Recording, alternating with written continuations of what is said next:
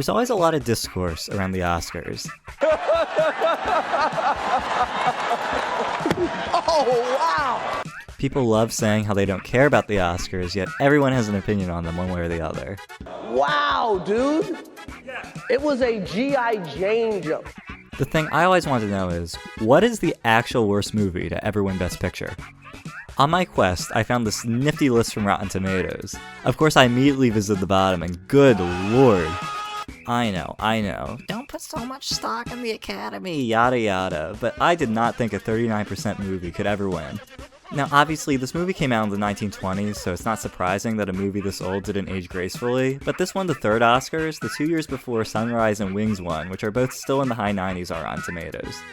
All Quiet on the Western Front won the year after, which is a 98 on Rotten Tomatoes right now, so I really don't think age is a super relevant excuse for this one. The movie just kinda colossally stinks.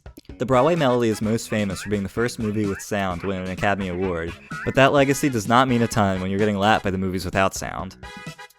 When diving into the Broadway Melody, the first thing I noticed was how bad the sound mixing is. There's a lot of white noise from background performers, and it totally drowns out the dialogue of the main characters. You need to strain to make out words a lot of the time. There it is, Herb.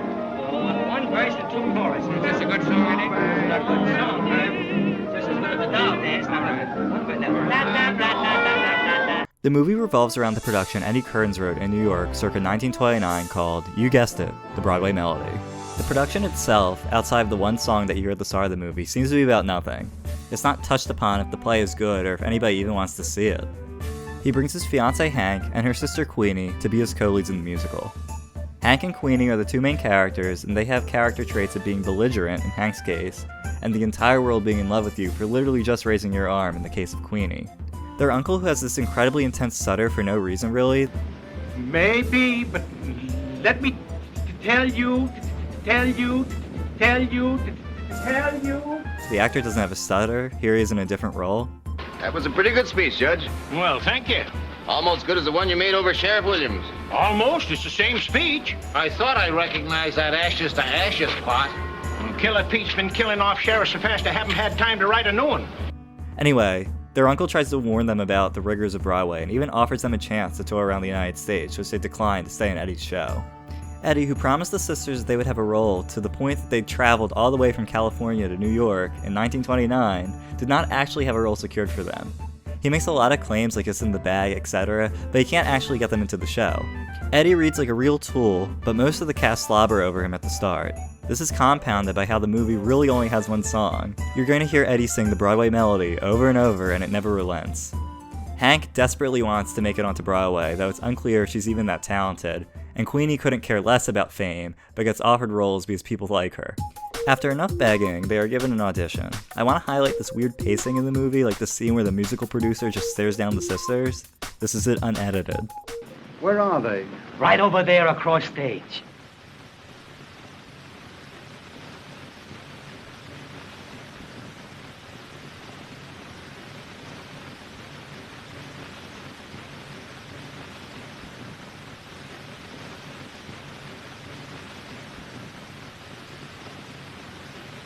All right. The rest of the cast sabotages them for the sake of hating, which I can get down with. They sabotage the piano, but the sisters get the blame for some reason. There's some crazy insults that get thrown around. You great big peroxide-headed dizzy blonde you! What do you think of this act? Well, get it!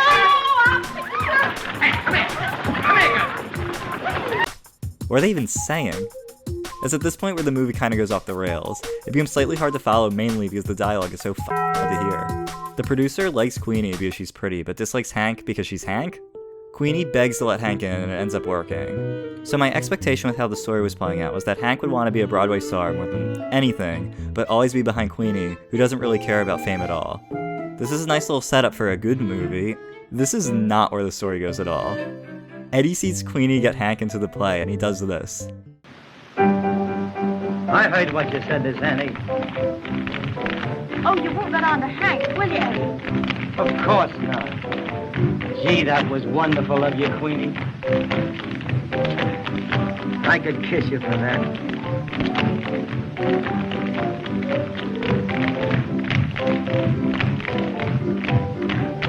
Oh, you mustn't do that, Eddie. I guess I shouldn't. I never realized you were... Gee, you're the sweetest little girl I ever knew. Hey yo, what the This is when the movie shows what it's actually about, not the Broadway musical, but Uncle Father over here trying to court his fiance's sister. This guy's an animal. He's also just a big dick overall. The sisters get anxious before the show and he does this. Oh, Hank, will you get Eddie out of here? I'm nervous. What's eating her? Eddie, you gotta run along now. We're nervous. I get you.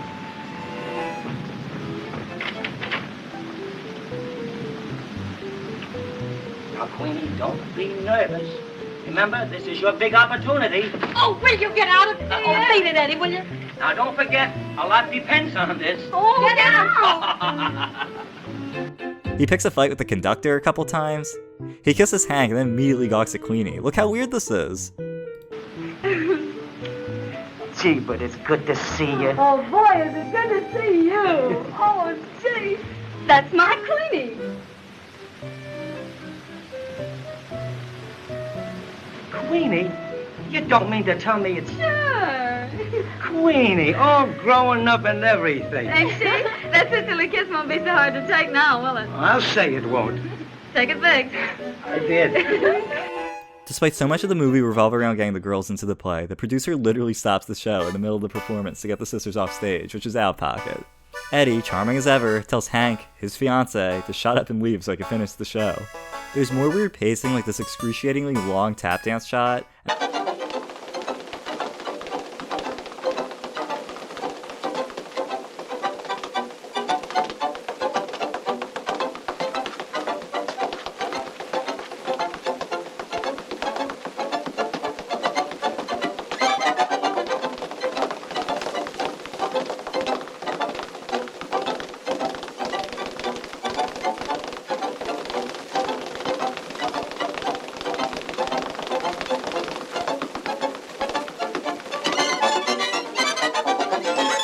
And there's a random beat between an actor and a lighting crew member.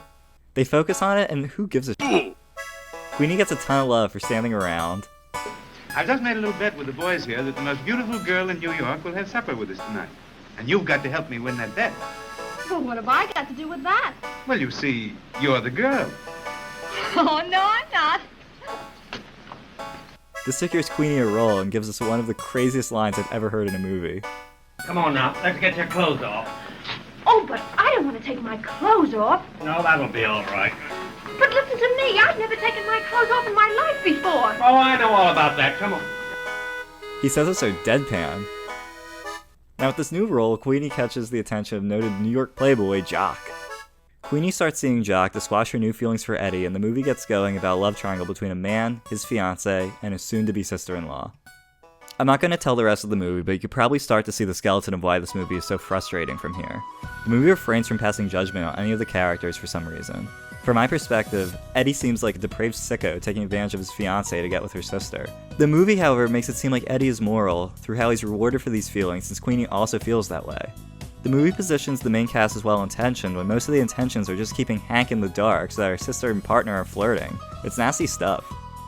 It gets really icky because Eddie and Hank are trying to disrupt Queenie's relationship, since Eddie just wants to be with Queenie, but Hank just has no idea. It's gross.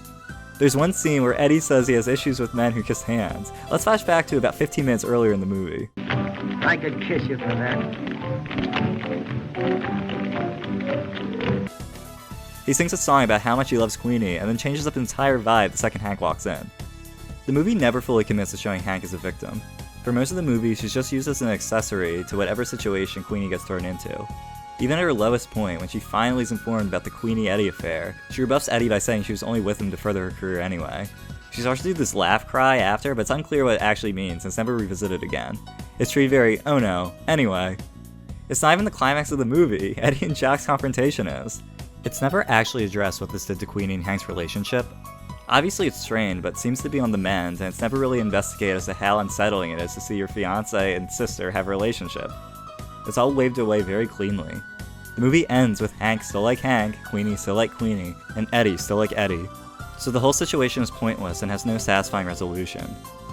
The movie even ends and Hank's still on fucking Broadway. It's pointless water treading. I've watched this movie too many times now to make this video, and it has this exhausting effect of completely draining your energy. I always end up with a borderline headache after watching it. I can't really point out why. It's this feeling I get when I watch TV for too long. It's the hyperbolic time chamber of screen exhaustion. The Broadway Melody is one of the earliest movies with sound. Broadway, you magic street, river of humanity, I have trudged my weary feet down your gay white way, dreaming a million dreams of fame, yearning for you to know my name. Actually, go back. I don't think we need the audio. I've complained about the audio mixing, but to the movie's credit, they were kind of winging all the sound in the movie, which is pretty amazing to me. There's a stupid scene where Hank's playing a ukulele while Eddie sings, and apparently that scene took over 3 hours to film correctly. So that's some perspective about the shit they had to go through to put this together. What's wild too is that they needed to make a silent version of the same movie because a lot of theaters couldn't even play sound in 1929. They did not have a system in place to make musical audio sound good, so it was complete trial and error until they got what they got. I like that Wikipedia mentions that the trial and error approach made a lot of continuity errors in the movie. If you're watching a movie from the year Martin Luther King was born for continuity errors, you should seek help. The 1929 aspect of the movie is what I keep getting caught up in, however. Though I think the Broadway Melody is dreadful, its age and sign of the times does make the movie notable. From today's perspective, it's actively tedious and hard to sit through, but the movie was super popular at the time it released. It grossed over $1 million and won an Academy Award without any pushback that I could find. Now I understand that having 100 years of movies after this allows me to be picky, and they didn't have that privilege then, but this was a loved movie at the time. What's also novel is that this isn't something like Wings, where they're in military uniform, or Nosferatu or Metropolis, where they're in costume. Broadway Melody is contemporary to its time, and with that in mind, the movie becomes somewhat amazing to watch. The actors are wearing fashions of the time, they're talking like they talked then, the sets and interiors are reflective to the interiors of the 20s. Even the setting, while not shot on site, was a depiction of New York in the 20s. Even the movie opens with the West Side Story overhead shots of New York. When you start to take a step back from the actual noise on screen, it becomes an interesting time capsule of the past and the looks and ideas that were popular then. 94 years isn't particularly long in the grand scheme of history, but the culture compared to ours is vastly different. Like our current sports teams existed then. The New York Rangers had 25% of their championships at that point already. People are still alive from when this movie came out. It's conceivable that somebody is alive now who saw it in theaters. Yet despite all of this, the culture just seems so deeply alien. It makes me wonder if in 100 years, people will be watching something like Booksmart and being completely unable to relate. If this was the cultural gap of the last 94 years, I'm curious what the next 94 will look like. Now, I want to close off with a review from the time because I think it's novel and adds to the whole time capsule element of this movie. Here's one from Variety. It has everything a silent picture should have outside of its dialogue. A basic story with some sense to it, action, excellent direction, laughs, a tear, a couple of great performances, and plenty of sex. There's no sex in the movie. Anyway, if you liked this video, maybe give it a like. If you really liked it, maybe even a subscribe. If you love what I said or hated what I said, give it a share so I can get ratioed. Anyway, it's been a pleasure. This is Itchy Ankles, and I'm buzzing off.